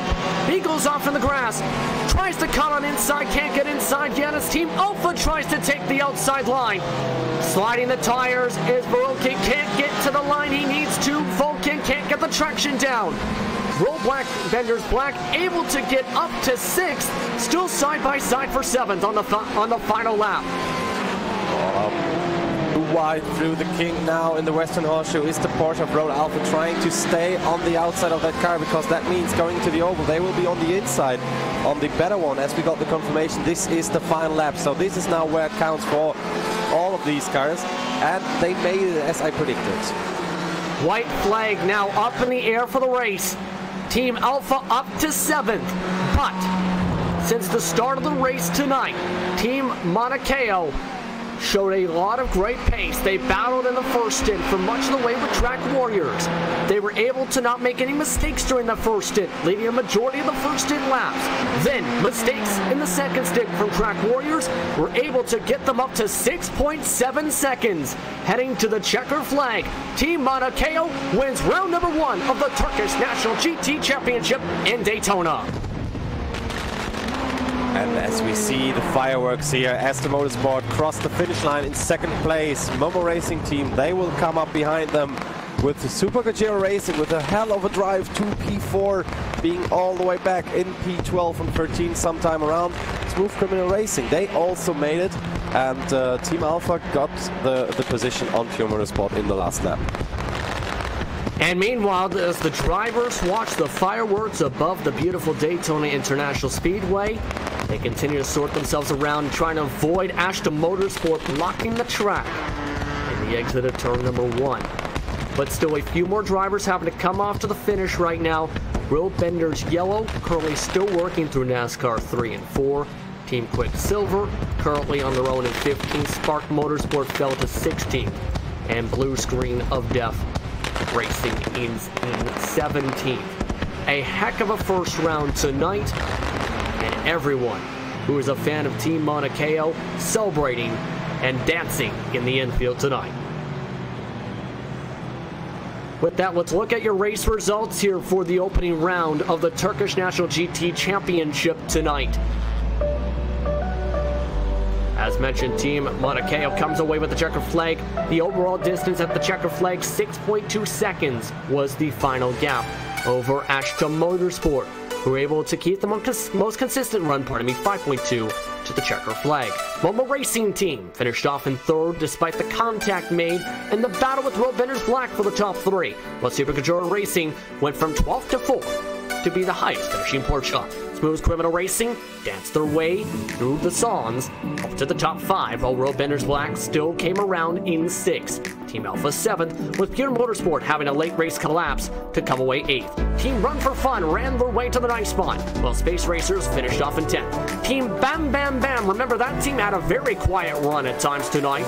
They came away 11th tonight for the Turkish National GT Championship, while Track Warriors went from 2nd to 12th and could have potentially been in the contention for the win if they didn't have the mistakes coming out of pit road and the snowball effect.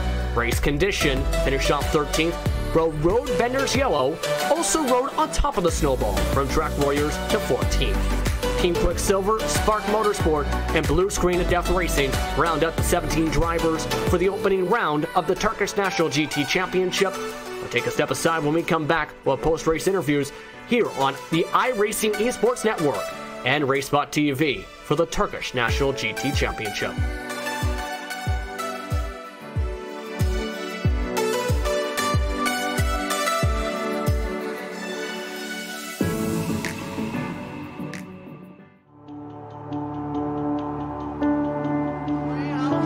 $10,500 richer, two-time NASCAR winner is your 2013 NASCAR iRacing. It's going to be Humvee winning the race, and it's going to be Conti taking away his first NASCAR 2017 NASCAR Peak Antifreeze Series Championship to Ryan Luza. The young fella is a four-time champion of the NASCAR Peak Antifreeze iRacing Series.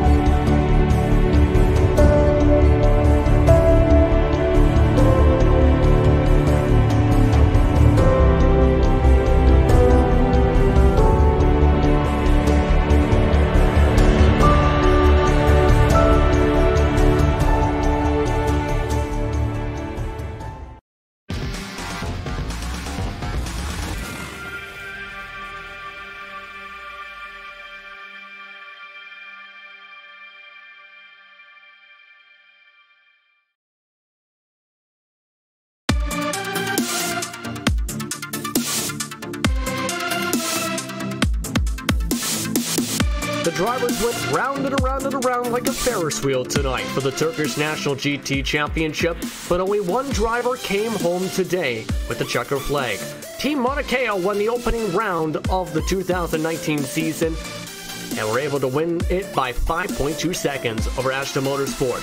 One of the top teams we discussed throughout the broadcast with the top Porsche run today was Super Pajero Racing, going from 12th to 4th.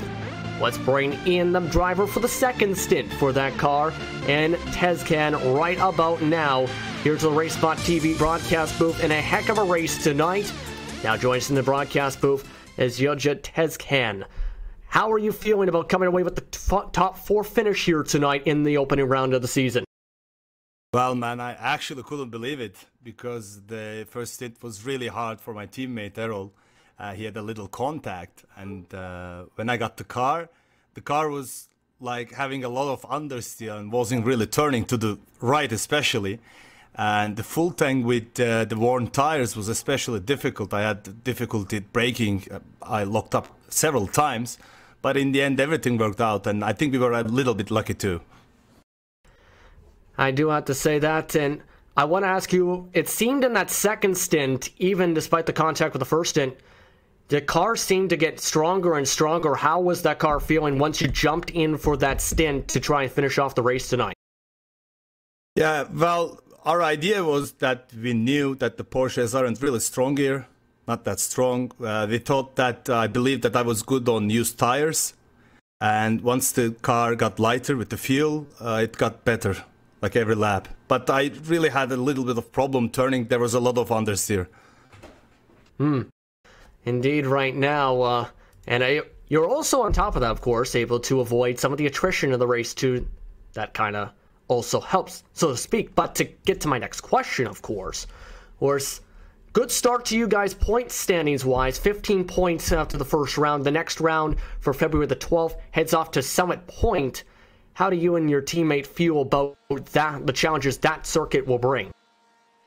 We're actually really happy because this race was one of like our, I don't know, scapegoat race. Before the race we told each other if things didn't work out, we wouldn't blame each other because we knew this wasn't our track because of the speed difference on the straights. But it's just getting fourth here and getting a lot of points is a bonus for the rest of the championship for us. Indeed it is. Anyone you want to thank before you let you go here for tonight? Okay, I'll first thank people in English for watching the broadcast and their support. We tried to show the best of Turkish sim racing here. A lot of effort went into this championship planning and all. And I also want to say some stuff in Turkish as well, if you guys allow me. Yes, go ahead. Is that okay? Okay. Yes, it's okay. Of course, it's okay. Beyler çok teşekkür ederim desteğiniz için. Olağanüstü bir izlenme sesi, olağanüstü bir yarış oldu. Her şey için çok teşekkür ederim. Diğer yarışları da izleyin lütfen. Şimdi diğer arkadaşlara vereceğim sıramı, onlar konuşacak. Teşekkür ederim tekrar. Okay guys, that's it for me. Thank you very much for the time. Congratulations on the top 4 finish tonight. And I should congratulate you for the great broadcast, man. I was watching the first stint while my teammate was driving and it was amazing. Really good job. Thank you. Thank you very much. That is Yildiz Tezcan coming away 4th in the second stint for his team in Super Pajero Racing tonight. Of course, a good run here for him tonight and his squad as we bring in, bring in one of the teams that had a collapse tonight. In Track Warriors, they were running part of the time up towards the front as we bring in the driver of that 090 machine coming in Select, the driver for the first stint for the team. What happened basically with that collapse, of course, starting off with that spin out of the pits? Yeah, first of all, I made a mistake in qualification, so I started second, and I tried to pass the leader as soon as possible, and I passed also. And I thought the Team Monaco would come to pit early, so I decided to wait him to speed us up. Then I tried to overtake, but it was too hard to pass from the outside at turn 1. And my teammate made some mistakes, so we will prepare for next race to be better, I think. More cancel. Yeah. Pardon me. Go ahead. Yeah, we had some contacts at turn 1, and we made mistake in the pit lane. I hope we will fix the issues. Indeed, Merkan Selak with us here in the broadcast booth. When you were talking with your teammate, what kind of differences did he say he felt compared to what you might have been feeling in Sedat Erkal in that race? Yeah, he's a bronze driver. Mm-hmm. He still keep improving himself. We try to be better, I think. That's all. Of course, the next round goes to Summit Point. Yeah. What's the approach for that race for round number 2? We tried to change our strategy for the next race, but we didn't decide yet. Summit Point is closed track to race, and we will see. Anyone you want to thank before we let you go here tonight? No, thank you. Okay, thank you very much for the time, Merkan, and congratulations on the 11th here tonight, if that can be a congrats. Thank you very much. That was Merkan Selak coming in. Thank you very much for the people watching along here with this action here tonight for that. Of course, also coming into the broadcast booth now was another team that came in like a boomerang in the last few moments of this race here. Efkan Berkal from Team Alpha tonight, coming away 8th. Apologies if I mispronounced it for the last name. Apologies. He's but a heck of, 7th here tonight. What basically helped you and your team basically turn around what was a run near the back of the field all the way to a run to the top half? Yeah, hi, first of all. And yeah, it was a pretty clean race, actually. We stayed out of trouble. We were a bit on the back, and we avoided contact and damage. And my teammate did a great job by saving the tires for me. And then in the pit window, he came into the pit, and then I had a pretty fast car. And after that, it was pretty easier, let's say. And it looked like, too, on top of that, as the fuel continued to burn on down, once you got up to that next group of cars, you were in the mix of things with Pure Motorsport, Race Benders Black. What was going through your mind as you were starting to pass all these cars and gain more and more time in the final few laps? Yeah, actually I tried to do my best and gain as much position as possible, as many positions as possible, but yeah, at the end we had some fights and also I did some mistakes in the race. I gotta cut the course and I went out in the turn 1. Maybe if I hadn't done those, that the result would be different, but yeah, I'm pretty happy with the result. Of course, next round to Summit Point. Yes. What's you and your team's focus for that race in mid-February? Yes, I think that track would suit the car a bit better. We all know the Porsche is not that great at Daytona, so yeah, we did our best. P7 is pretty okay, so now we will focus and try to be in top 3 in the remaining races. Anything you want to say before we let you go, or anyone you want to thank? First of all, I want to thank all the guys who organized this event, and I want to thank RaceSpot for broadcasting it and for the great live stream. And I want to congratulate the top 3 teams. And that's all. Thank you. Congratulations on the 7th place finish tonight. Team Alpha coming away 7th. Thank you. And that was Efkan and Berkali, pardon me, coming away in the 7th spot tonight in that second stint. But your final thoughts here, Tobias, before we head off into the sunset, or rather the dark set. Well, I hoped for an exciting race with a lot of racecraft, but of course some action and some crashes or incidents. They actually had everything. You had 1 hour 30 of a... It felt, in between, it felt like an endurance race, but of course it's more likely a sprint race, and it had everything. It absolutely did. A lot of competitiveness, a lot of fast cars, a lot of spinning cars, and in the end, Team Mauna Kea coming away with the checker flag here tonight for the opening round. Again, the second round of the series for the Turkish National GT Championship will be headed to Summit Park. That is on February the 12th. And you can see that 90-minute race here on the iRacing Esports Network for that competition for the 6-race championship with this unique format that we've talked about throughout the race tonight. Once again, February the 12th at Summit Point. Of course, with that, it's time to say goodbye here on the iRacing Esports Network. For Hugo Weiss, for Tobias Brockman, the rest of our crew, it's time to say a beautiful goodbye. And to the rest of our sponsors, a beautiful thank you for being a part of tonight's broadcast. Thanks for tuning in here from the virtual Daytona Beach, Florida, here at Daytona International Speedway. I'm Justin Prince saying so long. Have a wonderful rest of your Wednesday, and we'll see you the next time we get into action here on the iRacing Esports Network and RaceSpot TV.